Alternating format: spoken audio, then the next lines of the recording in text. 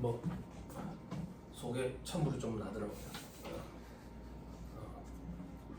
문제를 다 출제해놔놓고 환장하게 근데 저 남한테 베끼치는 걸 되게 싫어요. 대신에 반대로 그런 것도 되게 싫어요. 남들이 간섭하는 것도 뭐 프라이버시 하여튼 좀 그런 게 좀 강해요. 이렇게 베끼치는 것도 싫어하고 피해받는 것도 되게 싫어하는데 그래서 저는 그 학교에 가가지고 애들 중간고사나 기말고사 볼 때 조교수 형한테 부탁을 안 해요. 대신에 학생들한테 양해를 구하죠. 내가 B4 사이즈 출력이 안 되는데 시험지 A4 사이즈에 좀 보자. 그래 집에서 했는데 100명이야. 100명 시험지 4장인데 그걸 출력해가지고 스태플러 찍는데 환장하겠더라고. 그래가지고 아침에 가지고 하는데 문제를 출제하는데 애들 명단에 이렇게 사진을 싹 보면서 마음이 약해져가지고 주관식 문제를 또 하나 없애고 얼굴을 보면서 주관식 문제를 하나 없애고 그래 총 주관식 문제를 7문제 없애가 주관식을 없앴지. 빈칸에 알맞은 것을 골라서 쓰시오. 알맞은 보기도 원래 예전에는 100개였는데 64개로 줄였지. 64개. 그리고 OX 냈고 이랬는데 허둥지둥 되더라고. 허둥지둥. 속상해. 채점본에 보면 어떨 때 속상한지 아냐? OX야. 근데 빈칸으로 냅둔 애들이 있어. 그러면 이제 환멸감이 확 들지. 요번엔 잔소리했어. OX 빈칸으로 냅두지 마라. 그리고 금메달 이런 거 해봤냐? 학교 다닐 때? 시험 볼 때? 금메달 하는 애들이 있거든. 내 시간은 안 돼. 갈라 그러면 이리 와. 다 맞춰야 집에 가. 들어가서 더 써. 들어가서 더 써. 더 앉아있어도 안 될 것 같은데요. 쥐어짜. 머릿속 어디에 있어. 쥐어짜. 사회생활 해봐. 이렇게 2번이나 기회 주는 사회생활 없어. 가서 더 써. 한 글자라도 더 써. 그래놓고 막 힌트를 주기 시작하는 거지. 그때부터. 끝까지 남아있는 애들은 힌트 들으려고 막 남아있어. 남아있는데 개파이더라고. 채점할 때 어떨 때 스트레스 받냐면 외국 국적인 친구들이 점수가 더 잘 나올 때. 그게 잘못됐다는 얘기는 아닌데 그 정도로 공부를 안 하는 거지 애들이. 안타깝더라고. 그래서 요번에 그 넥슨에서 이벤트 했잖아. 그래서 저도 여러분들을 위해서 이벤트를 한번 해보고 싶어가지고 그 모의고사를 출력해서 여러분들한테 한번 풀리보려고 그랬어. 애들 중간고사 본 거. 근데 여러분들 너무 껌이라고 이렇게 생각할까봐. 다 못 맞출 거거든요 여러분들. 그럼 또 기분 묘할까봐. 이해시키려면 또 힘들어. 대학생들이 초등학생 문제 못 풀거든. 초등학생들이 대학생 문제 못 풀듯이 똑같거든. 아니 정말이야. 그래서 괜히 또 그거 풀리다가 기죽으실까봐 안 갖고 왔어. 자 합시다. 오늘 진도 좀 많이 빼봅시다. 181페이지 맞냐? 네 맞습니다.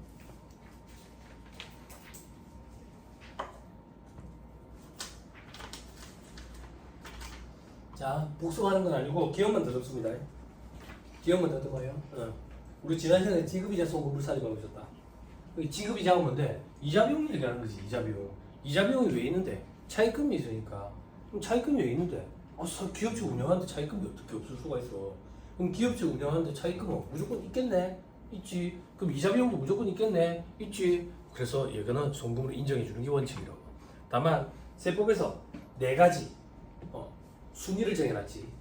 이 순서를 정해놓은 1순위부터 4순위까지 지급이자는 정책상 그냥 송금불산이 돼버린다고. 그때 첫 번째가 채권자금융 사치이자, 비실명 채권증권이자, 건설자금이자, 업무무관 자산 등 지급이자.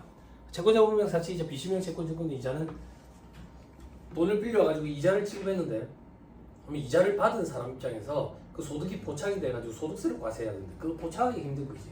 그래서 돈을 빌려온 사람을 제재를 가하는 거지. 어떻게 제재를 가하는데? 송금으로 인정을 안 해주는 거지.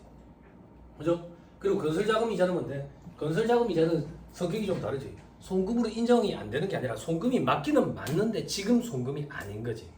지금은 유형자산의 취득원가에다가 엎어놨다가 나중에 감가상각비 형태로 송금으로 인정이 되는 거지. 혹은 처분하는 시점에. 그지?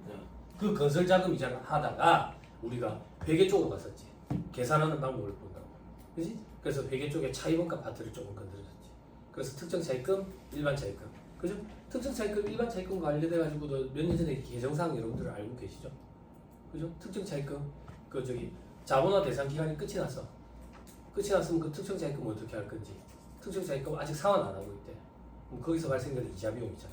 일반 차입금에서 집어넣어가지고 자본화 이자를 뽑아낼 때 가중평균 칠 때 같이 포함시켜야지. 응? 근데 아마 문제에 단서가 주어지는 경우가 있을 거고 단서가 없으면 그렇게 하면 돼. 1차 시험은 여러분 1차 시험 회계에서는 차이법과 파트가 한 해 연도만 물어볼 거예요. 한 해 연도만. 두 개 연도까지 걸치는 거 물어보면 뭐 어렵진 않은데 좀 복잡해요. 다음 연도에 연평균 지출액에 자본화 대상인 차이법과까지 포함시켜야 된다. 그게 포인트인데 뭐 어렵진 않은데 좀 번거롭죠. 그게 제가 2차 시험 보던 해에 출제됐던 거고 그리고 몇 년 전에 한 4, 5년 전에 4, 5년이 아니네 더 됐네. 1차 시험 난이도가 굉장히 높았던 해가 있어. 그 해에 두 번째 해를 물어본 적이 있어. 두 번째 해. 근데 첫째 해에 자본화 대상 차이법가 얼마인지 이미 다 계산해가지고 줬었어. 자, 다시 돌아갈게요. 자, 3-181페이지. 세무조정되죠. 시작부터 되게 중요한 거예요. 자, 특정 차입금에 대한 건설자금 이자를 지급 이자로 처리해요. 즉, 특정 차입금에 대한 건설자금 이자는 자본화 대상이니까 건물원가에다가 엎어야 되잖아요. 그걸 비용 처리했다 그 얘기야. 비용 처리했다. 그럼 수험생들은 당장 이렇게 생각하지. 자산원가를 계산해야 되는데 비용 처리했으니까 송금물산이 유보 아닙니까? 주의해야 된다고. 주의해야 돼. 뭐 즉시상각 의제가 있을 수가 있다. 그지? 그래, 그걸 볼 거야. 자, 그래서 구분해 보면 비상각 자산, 상각 자산으로 쪼개놨다. 자, 비상각 자산은 송금물산임하고 유보하는 거지. 됐죠? 그래놓고 이건 나중에 처분할 때 송금산이 마이너스 수입으로 추인되지. 혹은 뭐 법에 따른 평가 정시에 추인될 수도 있고. 되죠? 자, 그 밑에 상각 자산은 단기발 현재 진행 중이래. 진행 중이야. 그럼 아직 상각이 시작 안 됐지. 건설 중인 자산이겠지. 그러면 송금물산 유보하지. 됐지? 그래놓고 나중에 상각 부인액으로 봐가지고 시인 부족이 발생했거나 아니면 처분하거나 법에 따른 평가 정시 추인하겠지. 됐나요? 됐어요? 단기발 현재 완성 중인 경우에는 어떻게 하는데? 즉시 상각 의제로 보지. 그죠? 그죠? 왜? 자본적 지출 혹은 자산원가에 가산해야 되는 금액을 비용으로 처리했으면 즉시 올해 다 감가상각비 계산한 걸로 본지. 그래서 상각 시부인 계산을 해야지. 그죠? 이거를 암기할 때 조금 불편해 하길래 암기를 조금만 도와드리면 봐봐. 이렇게 생각하면 돼. 전부 다 즉시 상각 의제로 본다. 이렇게 생각하면 좀 편하다고. 상각자산 아직 진행 중인데요. 진행 중인데도 즉시 상각 의제로 보면 전부 다 감가상각으로 보겠다는 얘기지. 그지? 근데 진행 중일 때는 상각 범위액이 있어 없어? 없지. 전액 다 송금물산에 유보되겠지. 그렇게 생각하면 암기할 때 조금 편해. 됐어요? 됐어요? 안 됐어요? 됐습니다. 이게 굉장히 중요한 거예요. 이게 여러 파트에 막 묻어서 나와요. 자, 밑에 달가로 이번에 건설자금 이자를 과대계상했대. 과대계상. 건설자금 이자를 많이 잡았다는 얘기는 자본화 대상인 이자 비용을 많이 잡았다는 얘기고, 그러면 자본화를 많이 시켰으니까 자산효과가 많이 잡혔겠지. 그럼 감액시켜야 되니까 송금산이 마이너스 6%. 됐죠? 그죠? 나중에 상각할 때. 그럼 감가상각비도 많이 할 거 아니야. 그죠? 그때 추인되고, 그죠? 혹은 처분할 때 추인되고. 됐습니까? 됐죠? 너무 마음에 들어. 다음 페이지 사례 있는데 이게 혹시 기본선에 있는 사례면 기본선 보고.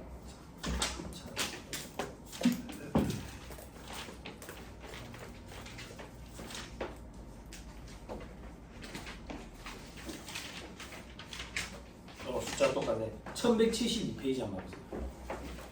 1172페이지.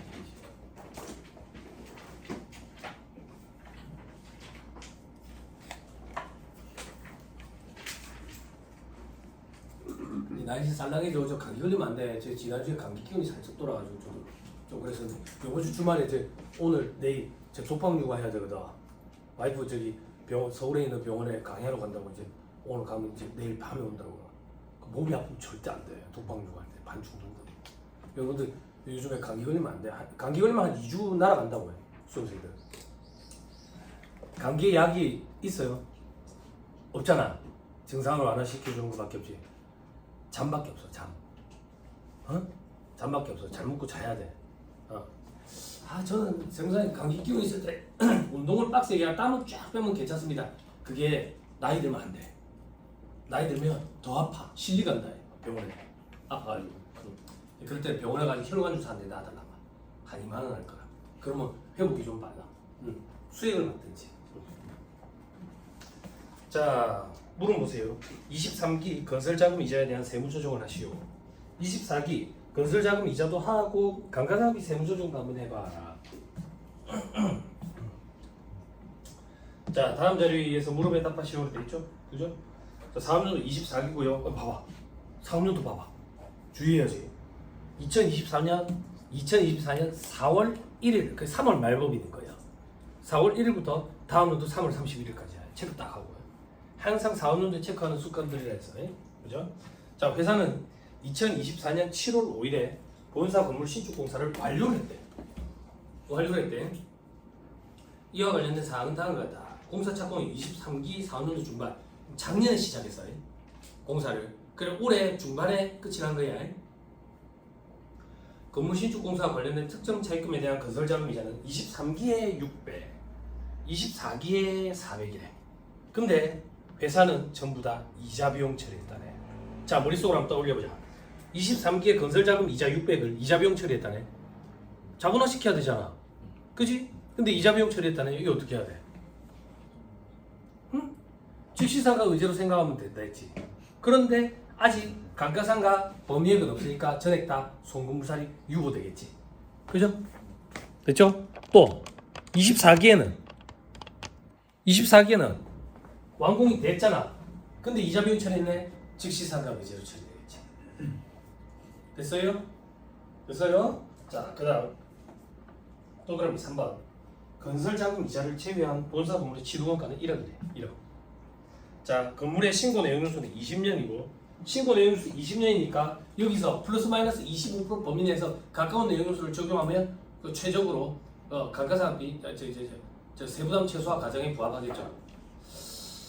끄떡끄떡 하시는 분들은 뭐예요? 정신 안 차려요? 아침 먹었어요? 안 먹었어요? 장기가 움직여야 머리가 깬데 먹고 살라고 하는 짓인데 잘 먹고 댕겨야지. 잘 읽어야지. 기준이 아니라고. 신고 내용연수라고 돼 있어. 기준 내용연수가 몇 년인지 모르겠지만 거기서 선택해서 신고한 내용연수가 지금 20년이다 그 얘기야. 그럼 20년을 적용해야지. 그지? 뭐 하나? 네. 그지? 재밌지? 함정이 한두 개가 아니야. 그지? 계속 읽어볼게. 신고한 감가상각 방법은 정률법이래. 상각률 0.14. 0.14 적용하면 되겠지? 망하는 거지. 이 유형자산 뭐냐? 뭐하나 유형자산 이거 뭐야? 건물은 뭐예요? 건물은 무조건 정액법이지. 그지? 이거 기출이에요. 실제 기출이에요. 1차 시험에. 함정이 한둘이 아니죠? 24기에 회사가 계산한 감가상각비는 10만 원이래. 자, 23기부터 해보자. 24기 세무조정하고 바로 넘어갑시다. 송금불산이 얼마였어요? 400? 600? 600만 원 유보. 됐죠? 자, 24기로 갑니다. 자, 24기 회사가 계산한 감가상각비 얼마인데? 10만 원. 자, 세법상 상각 범위액을 계산해야지. 유형자산 뭐라고요? 건물. 정액법이에요? 정률법이에요? 선택할 수 있죠? 선택 못한다니까. 이분들이 진짜 아침을 안 먹어서 그렇다니까. 사줄 건 아닌데. 네가 해줄 건 아닌데 좀 묵고 댕기셔야지. 그지? 이 커피숍들 이런 데가 9시부터 문을 여니까 평일에는 8시에 여는데 아무튼 간에 그죠? 건물은 무조건 정액법만. 정액법은 취득원가 베이스라고. 그지? 취득원가 얼마인데? 1억 더하기 자본주수 지출이 있는 자. 자본주수 지출 혹은 즉시상각 의제액이 뭐냐? 그지? 아까 즉시상각 의제액이 있었네? 그지? 자본주수 지출 자산원가를 구성해야 되는 거. 그죠? 즉시상각 의제도 있었고. 근데 즉시상각 의제는 무계획으로 들어가야지. 정액법은. 그지? 그럼 뭐 작년 것도 들어가야지. 작년 거. 올해 거는 얼마인데? 올해는 400? 네. 됐어요? 됐어요? 자 여기에 상각률 적용해야지. 상각률 얼마? 0.14 망한다고요. 정액법이야. 신고 내용수 20년이라고. 됐죠? 네. 요렇게 계산하면 망한다고요. 망한다고. 뭐를 생각해야 될 거 아니야. 언제 완공됐어? 소연아 언제 완공됐어?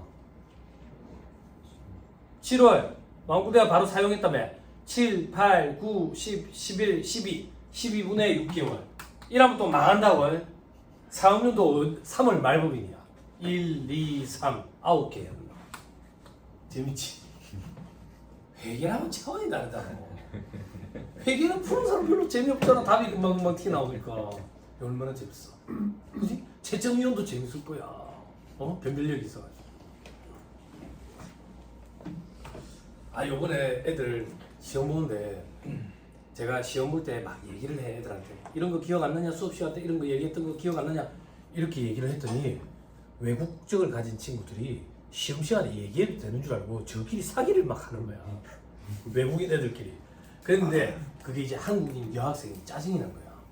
교수님 부정행위 하는데요? 옆에 자꾸 시끄럽게 떠드는데요? 그러는 거야. 그래? 미안하다.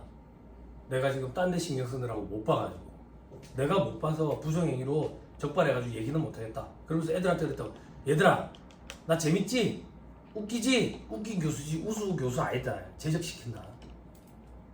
하지 마라. 하지 마라. 그래갖고 미안하다 제지를 못해서 너 답안 줘봐. 큰일난 답안이 아니다. 걱정 안 해도 된다. 빵점이더라고. 막 뭘 개발세발 써놨는데 빵점이야. 무슨 큰일난 답안이야.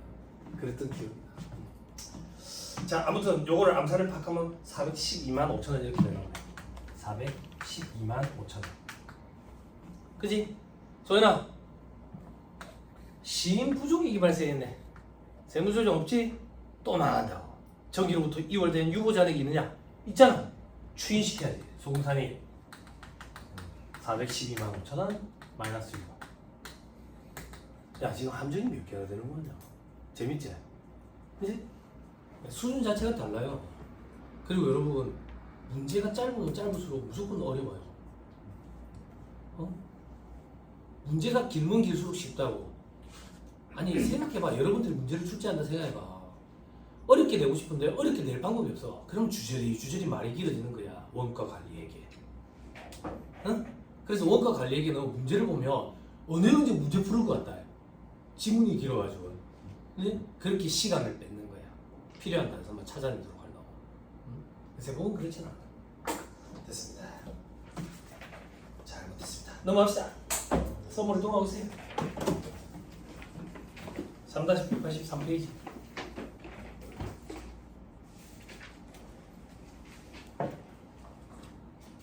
예, 형님 몸이 아파서 안 오는 것 같네요. 그죠? 여러분 건강이 그렇게 중요해. 잘 봤지? 학생들 몸이 아프면 공부하고 싶어도 못해. 책을 보고 싶어도 못한다고. 허리가 아파서 앉지를 못해. 그 제가 예전에 한번 건의한 적이 있는데 뒤에 스탠딩 책상을 좀 놔두면 졸리는 사람들은 스탠딩 책상에서 좀 보고 허리 아픈 사람들도 좀 보고 하면 되는데 저도 이제 몸이 조금씩 망가지니까 스탠딩 책상이 필요하더라고. 요즘에 데스크 네. 이 전동으로 위아래로 하는 거 그거 왜 그래 비싸? 기계라서. 전동이라서 그래?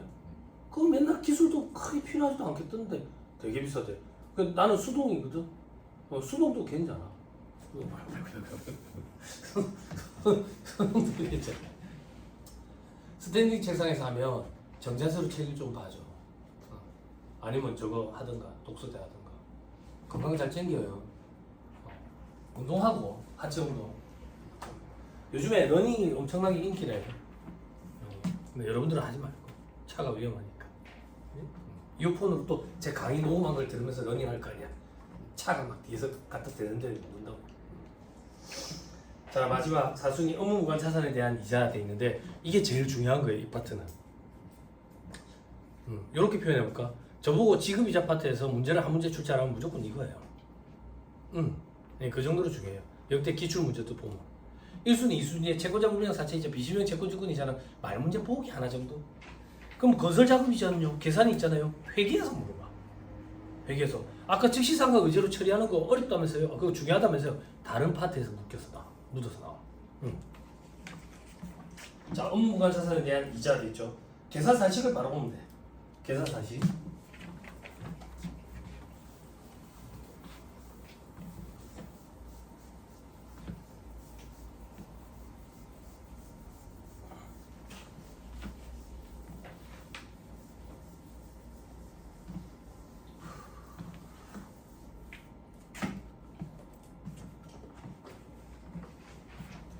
계산 사실을 잠깐만 보면 송금부산이 하겠대. 업무 무관 자산 등 지급이자를. 그럼 계산 사실이 어떻게 되는데? 지급이자, 이자 비용 곱하기 차입금분해.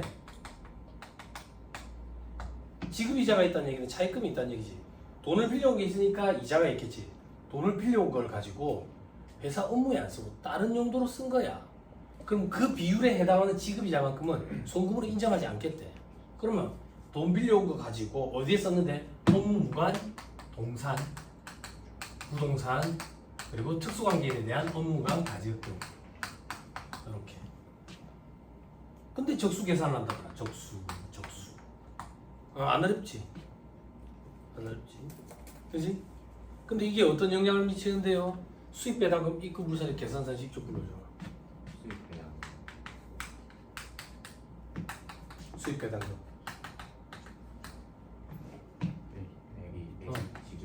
지급이자. 회계에서 기말 재무제표서 상태표서 자산 적수 그래. 세법상 주식 적수지. 그지?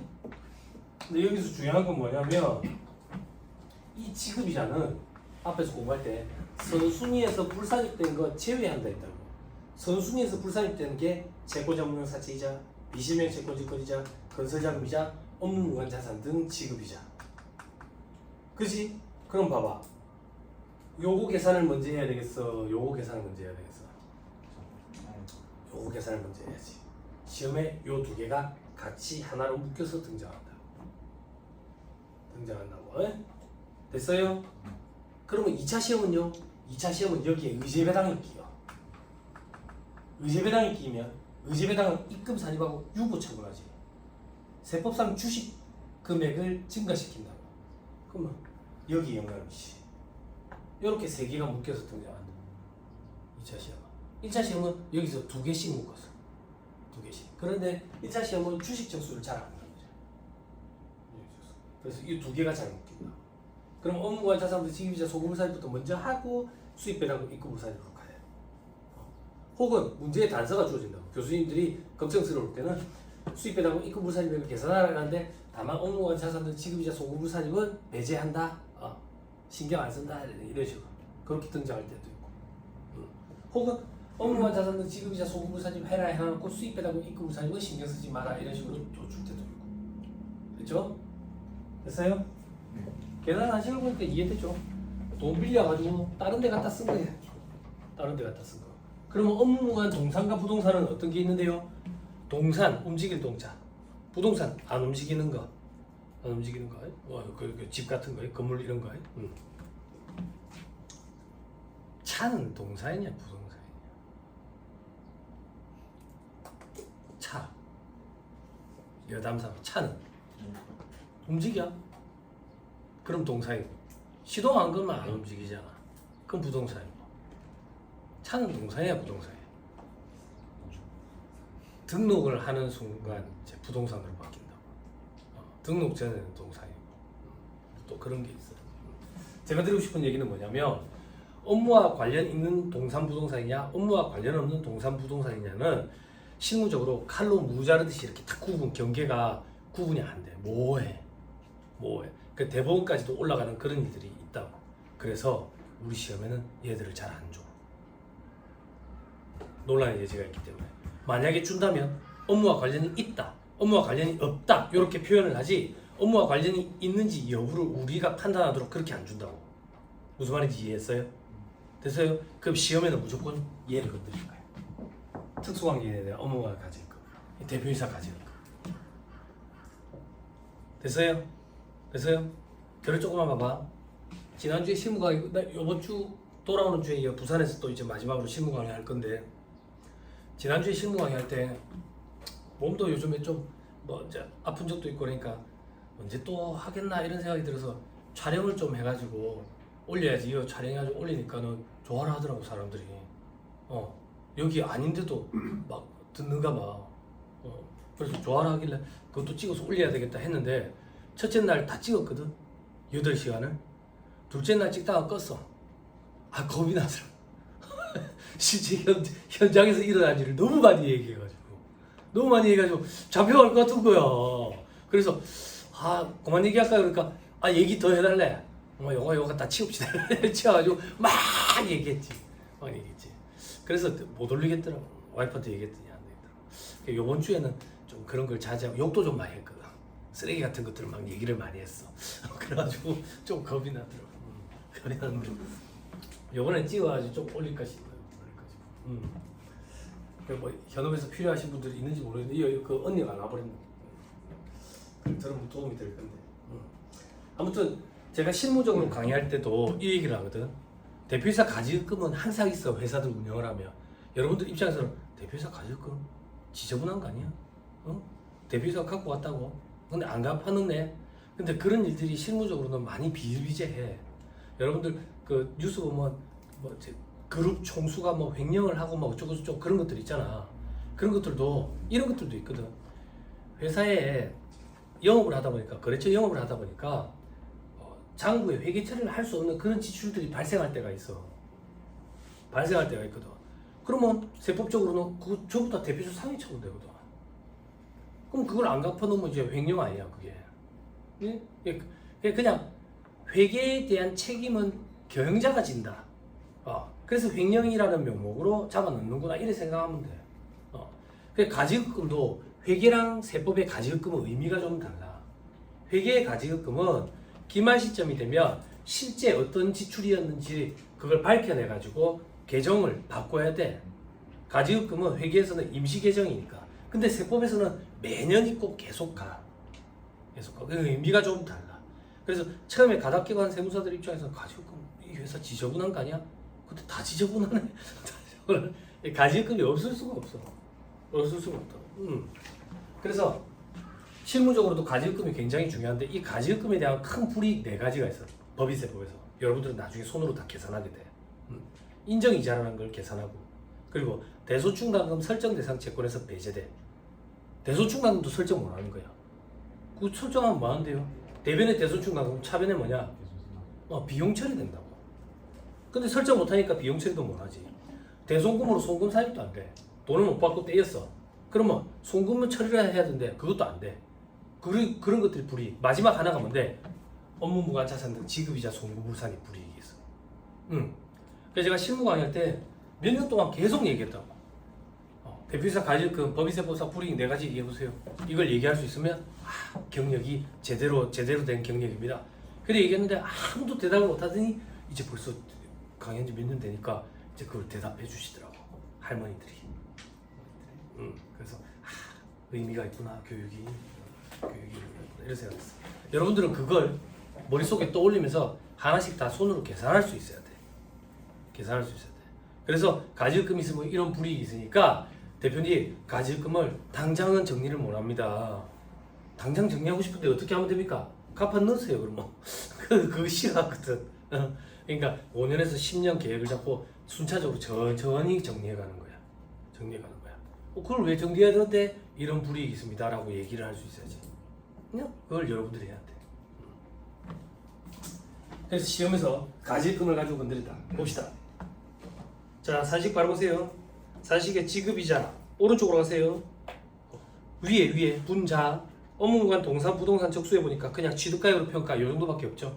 그죠? 근데 여기 어려운 게 하나 있어요. 이게 1차 시험에 등장하면 1차 시험 문제가 굉장히 어려운 건데 한 번인가 등장한 것 같아요. 그리고 각 전국 모의고사 보면 각 학원에 모의고사 출제하시는 분들이 이걸 출제를 하시더라고. 다만 부당행위 계산 부인으로 인한 시가초과액을 포함함이라고 돼 있죠. 그죠? 별표시 3이라고 되어 있는 거 한번 따라가 보세요.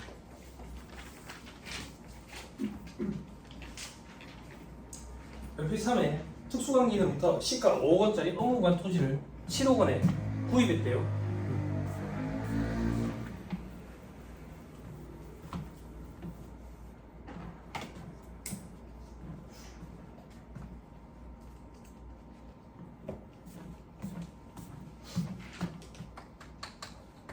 특수관계인 법인으로부터요. 잘 보세요. 내가 토지를 구입해와요. 얼마에? 7억이에요. 근데 시가는 얼마인데? 5억이에요. 그죠?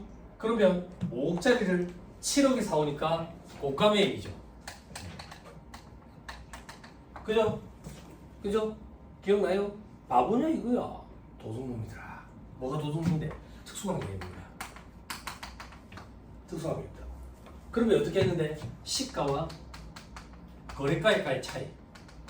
얼마? 시가 5억, 거래가 7억. 차이가 얼마인데? 2억. 요게 중요성 요건을 검토해봐야지. 이런 차이가 날 수도 있다 했잖아. 중요성 요건이 어떻게 되는데? 금액부터 먼저 얘기해줘. 3억 원가? 시가의 5%. 둘 중에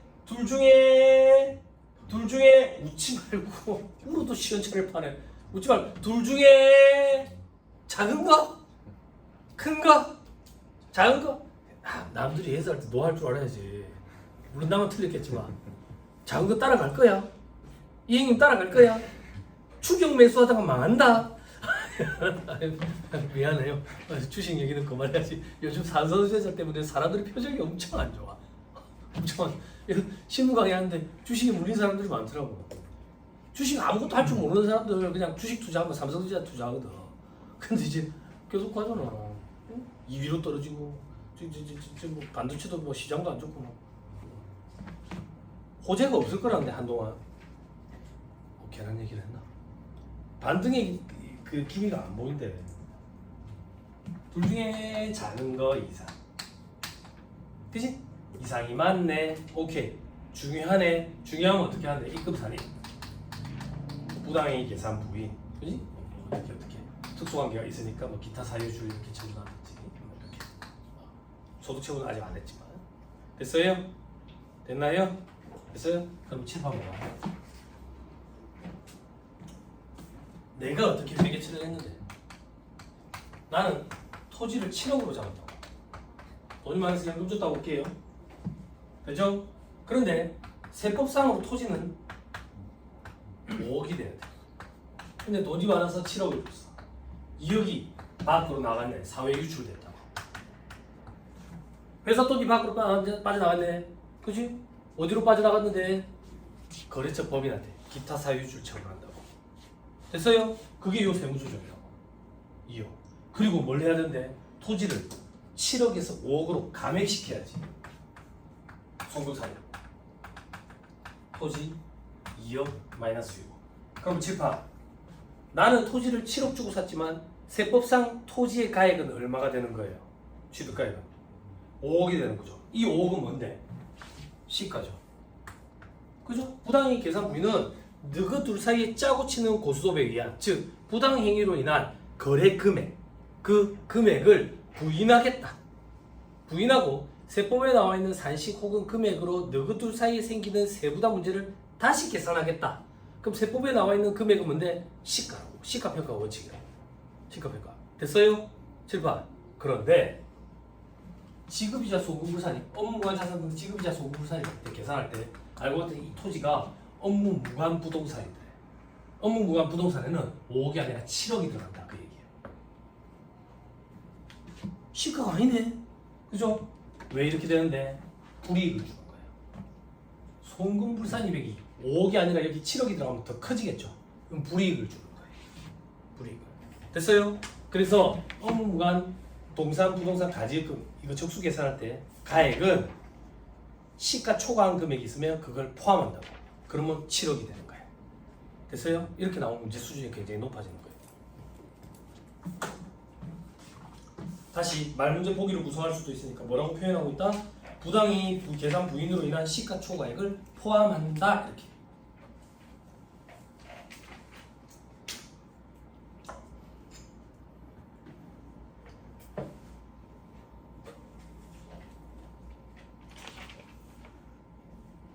됐죠?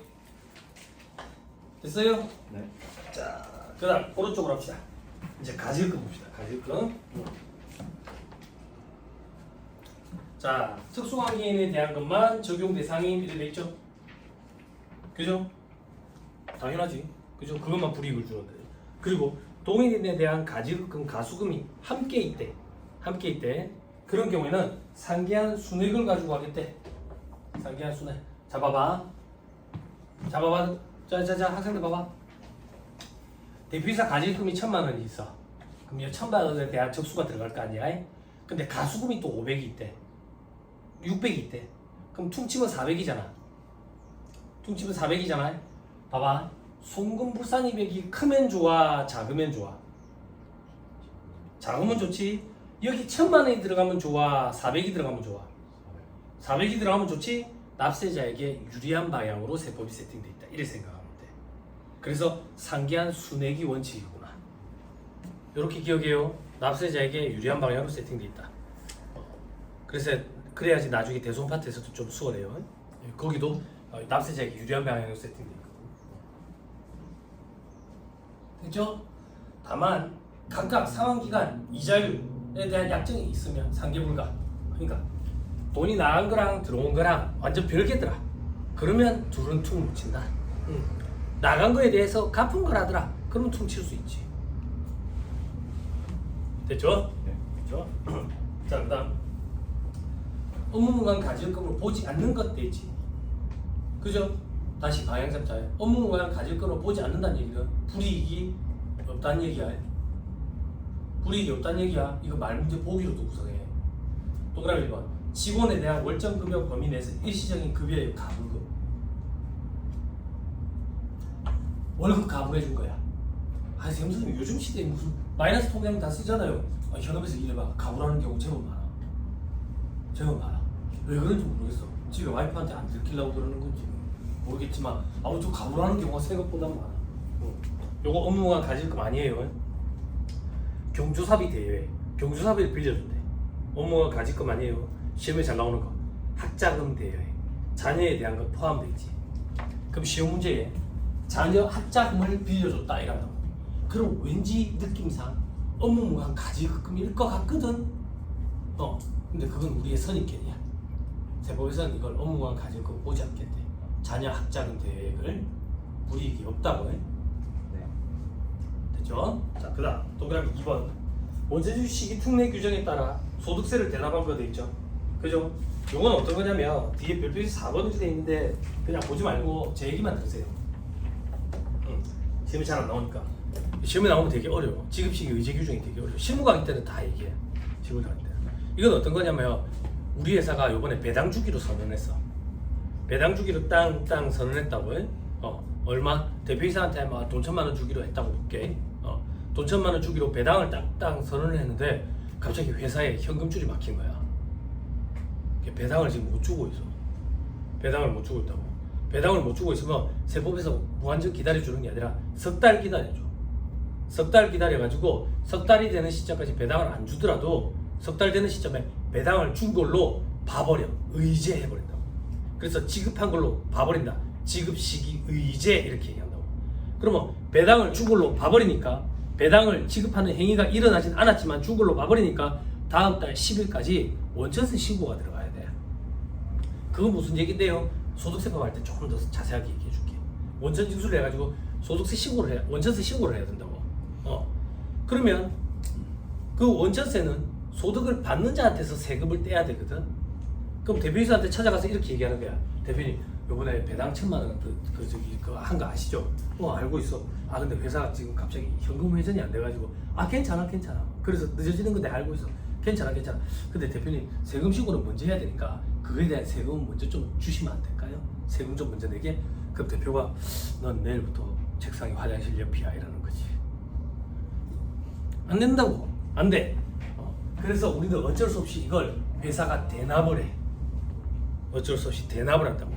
대납을 하면 대표가 내야 될 돈을 빌려준 거랑 마찬가지지. 그러면 가지급금이잖아. 그지? 그 가지급금에 대해서 불이익을 주면 관행을 무시하게 되는 그런 결과가 발생하게 되니까 관행을 그냥 업계 관행을 인정하는 차원에서 요거까지는 가지급금으로 불이익을 안 주겠다 그 얘기야. 됐어요? 됐나요? 네. 됐어요? 안 됐어요? 됐어요.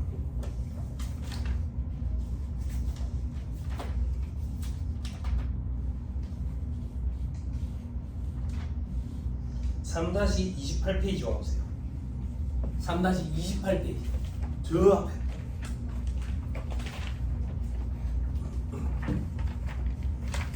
빨리 오세요. 중간에 박스 그림 있죠? 그죠? 그때 오른쪽에 보면 대여금 처리한 경우도 있죠. 소득세를 대신 내줬어요. 이거 기억나요? 소득세 대신 내주고 대여금 처리했을 때 밑에 업무관 가지급을 보지 않는다 되어 있죠. 그 요거랑 같은 거예요. 업계 관행을 인정해 주는 거예요.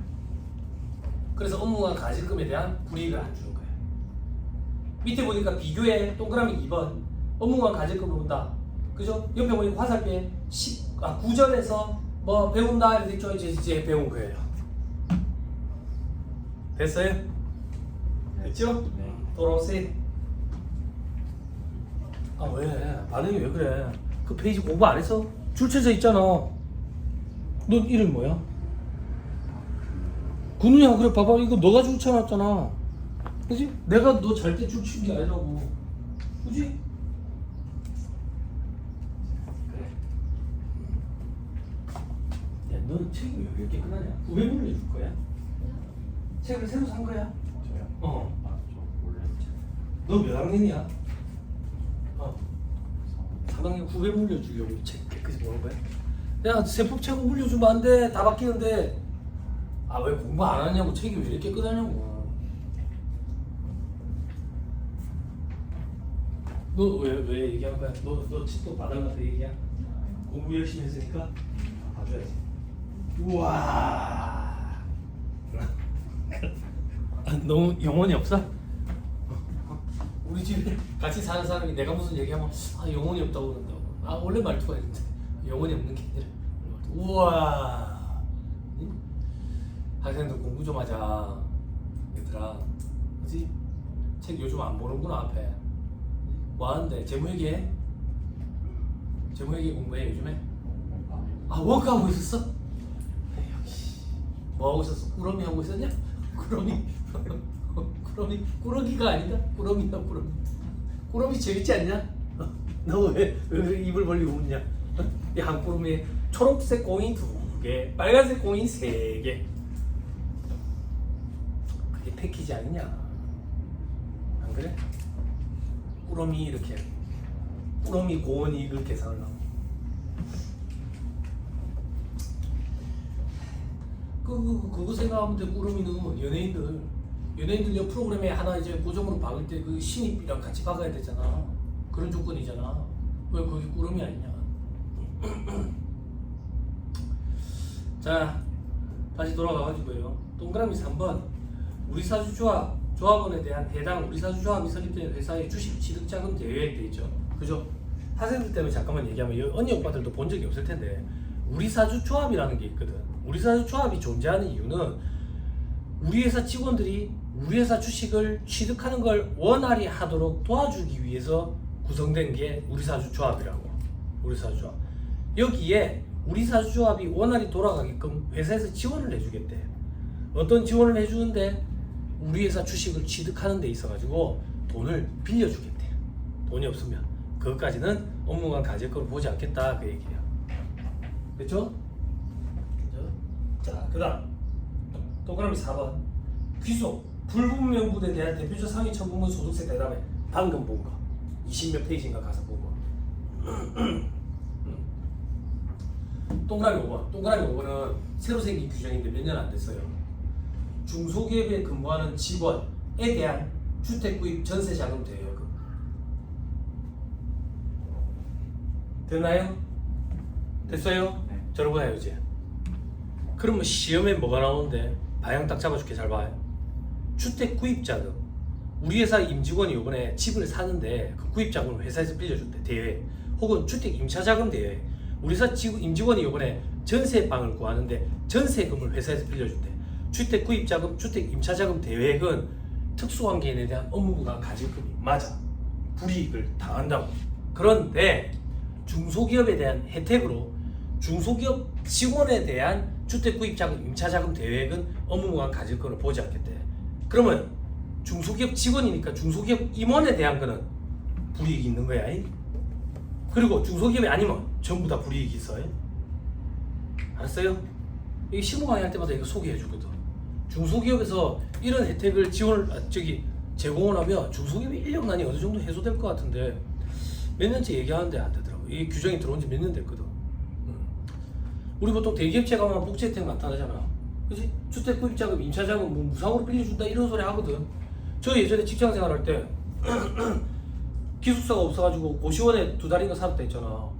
회사에 주택 구입자금, 임차자금을 무상으로 무이자로 빌려준대. 그래가지고 총무팀을 찾아갔지. 총무팀 찾아가지고 총팀장이 저 이러니까 팀장이 그러는 거야. 병아야 니랑 해당 사항 없어. 그러는 거야. 아니 그런 제도가 있다던데. 아니 제도는 있는데 니랑은 해당 사항이 없어. 그러는 거야. 아 왜요? 퇴직금 한도 내에서 빌려줘. 신입사원 퇴직금이 어디 있어? 그러니까 그런 제도가 있으나 마나한 제도인 거야. 근데 중소기업이 만약에 이런 걸 복지 혜택으로 제공하면 되게 괜찮을 것 같은데 라고 4, 5년째 얘기를 하고 있어요.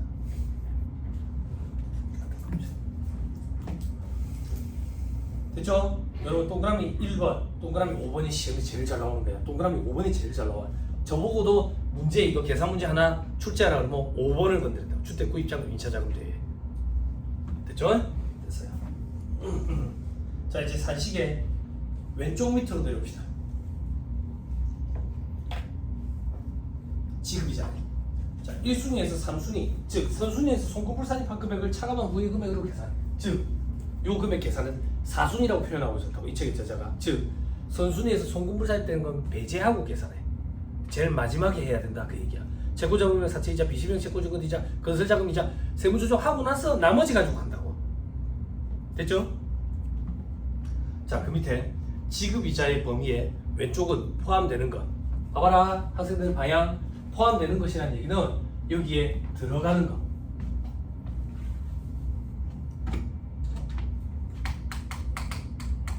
여기에 들어가는 것. 오른쪽에 제외되는 거는 여기에 안 들어가는 거. 응? 잘 따라와야 돼. 자 왼쪽에 오른쪽에 제외되는 것부터 보자. 상업음 할인용으로 되어 있지. 됐죠? 매각 거래인 경우. 요거 기억나요 여러분들? 회계 시간에 공부했을 건데 금융자산 2파트에 채권의 팩토리, 매출 채권 팩토링, 음의 할인을 하면 할인료를 지급하게 되지. 그지? 그 할인료 어떻게 처리하냐? 소연이 맞지? 할인료 어떻게 처리하냐? 할인료 회계 시간에. 형님 할인료 어떻게 처리해요? 앞에가 형님이에요? 뒤에가 형님? 그때 얘기해 주는데 기가 뒤에가 형님. 누가 봐도 뒤에가 형님이죠. 그죠? 제가 실수했죠. 누가 봐도 뒤에가 형님입니다. 맞습니다. 앞에가 누가 봐도 동생입니다. 네. 잘 봤냐? 이런 걸 잘해야지 잘 가. 할인료 어떻게 처리해요? 이자 비용 처리해요? 뒤에 형님. 형님 해주세요. 할인료 어떻게 처리해요? 회계 시간에 공부한 거. 재무회계 시간에. 요렇게 얘기할게. 자 시험 문제 지금 나왔어. 할인료를 계산해가지고 그 어떻게 처리할 건지 물어봤다.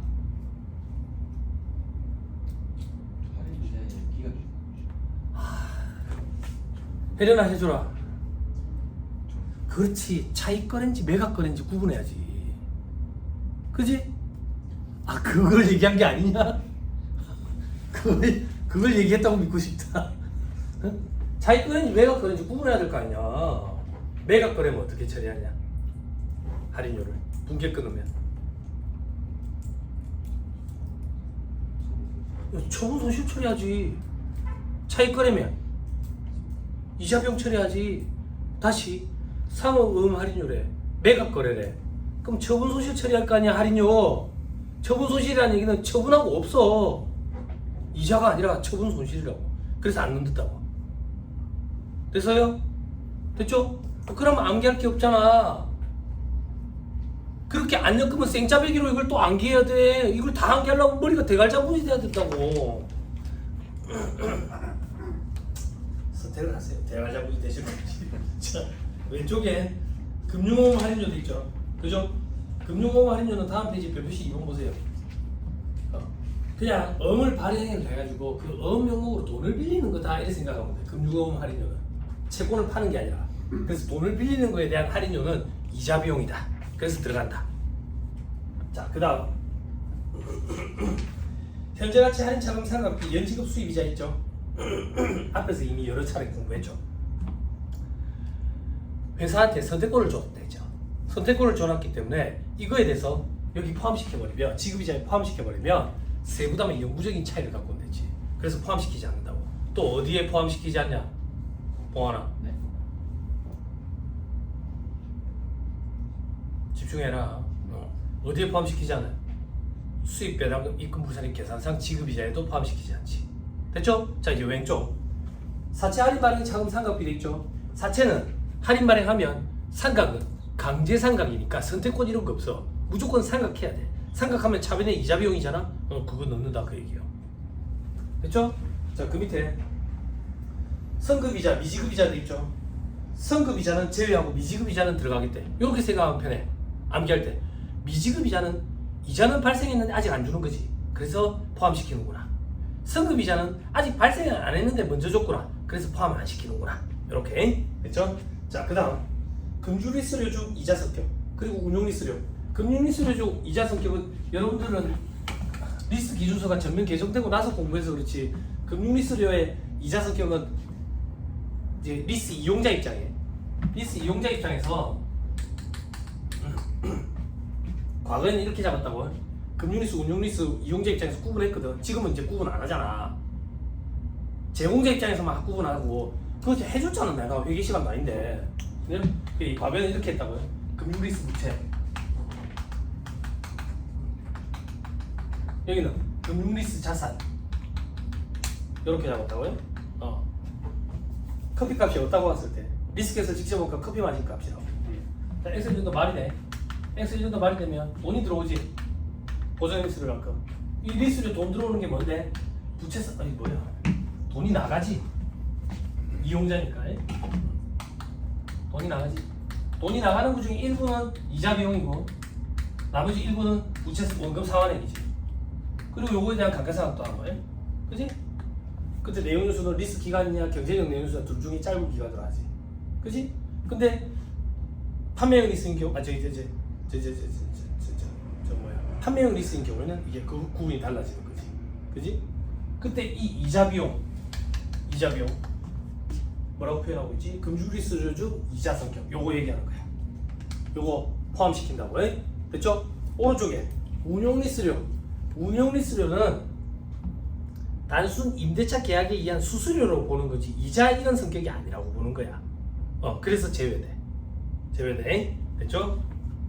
자, 그리고 마지막 왼쪽 맨 밑에 사채 및 사채 이자. 학생들 때문에 앞에 사채는 회사에서 발행한 회사채고 뒤에 사채는 전해진 이제 박 시장이가 빌려주는 사채야. 아니, 뭐라 해야 돼? 요즘 최근 드라마를 텔레비를 다 안 보고 다 넷플릭스나 유튜브를 보니까 공감이 안 돼. 응? 이거는 뭐 어디에 큰 손 이런 사람이 빌려주는 사채라고. 아무튼 회사채든 사채 이자든 간에 이자니까 들어가야 돼. 됐죠? 근데 오른쪽에 제외되는 것도 있죠. 그죠? 제외되는 거에는 기업 구매자금 대출이잖아.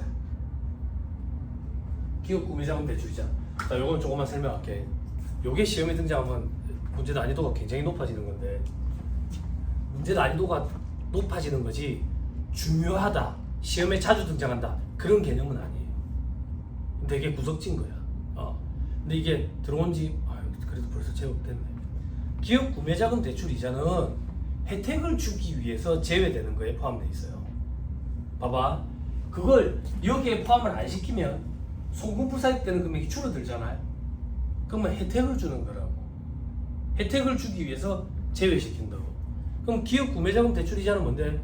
기업체마다 물건을 사오고 물건을 팔고 이럴 때 어음 발행하잖아. 물건을 사오면서 어음 발행했어. 물건을 사오면서 어음 발행해서 여기 한 군데가 대금 지급을 안 하면 어음이 연쇄부도가 다 터진다고. 이게 너무 부실한 거야 시장에.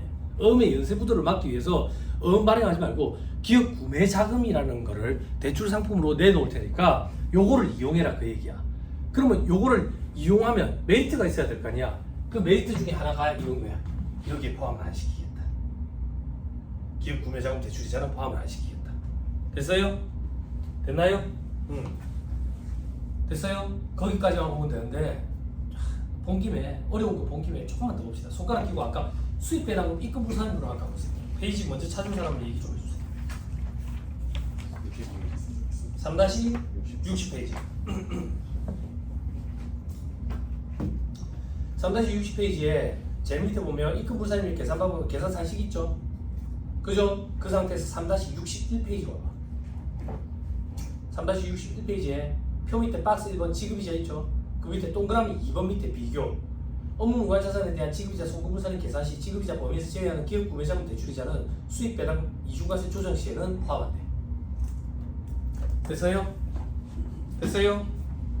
됐나요? 아니 봐봐. 여기서만 혜택을 주는 거예요. 자 하나만 더 하고 잠깐 쉽시다. 3-183페이지 오른쪽 맨 밑에 보면 이 화살표는 차입금 적수에 있죠. 그죠?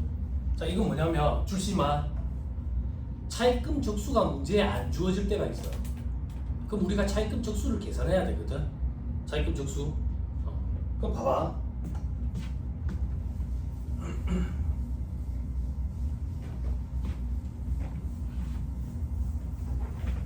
이거 예전에 강의 안 하고 넘어간 적이 있는데 학생들이 자꾸 물어보더라고요.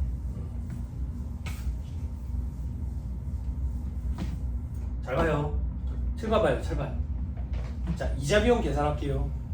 이자 비용은 차입금에 이자율 곱하면 이자 비용이에요. 그죠? 그죠? 근데 이 이자율이 연이자율이거든. 차입금 반년만 빌려왔대. 반년만. 그러면 12분의 6을 해야 될 거 아니야? 근데 세법이래. 세법이니까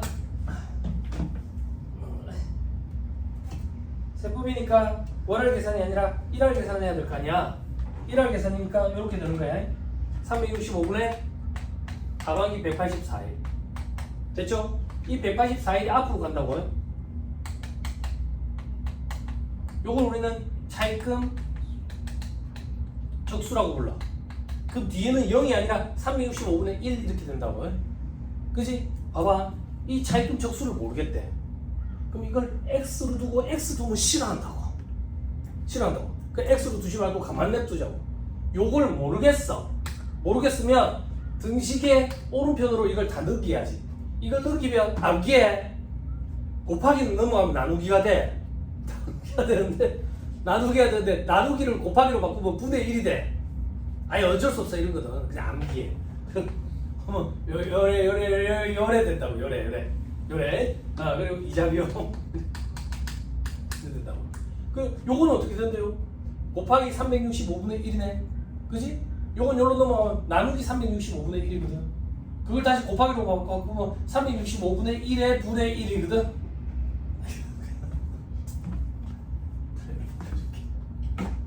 나누기 365네. 그치? 이렇게 넘어가면 곱하기 365보다. 됐어요? 여기 숫자 한 개씩 넣으면 차입금 적수 계산 되겠죠? 됐어요?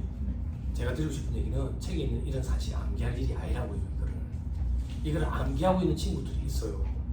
그런 사람들을 보고 우리는 공부를 할 줄 모르는 사람이구나 라고 얘기하는 거예요. 됐어요? 그죠? 안타깝죠? 암기할 거 아니에요 이게. 그냥 식을 세워놓고 모르는 거 있으면 하나 계산하면 되지. 1차 방정식 아니야. 미지수한 개고. 그죠? 됐습니다. 잘 버텼습니다. 잠깐 끊었다가 또 얘기를 다시. 계산 문제 하나 정도 풀어봐야 되는데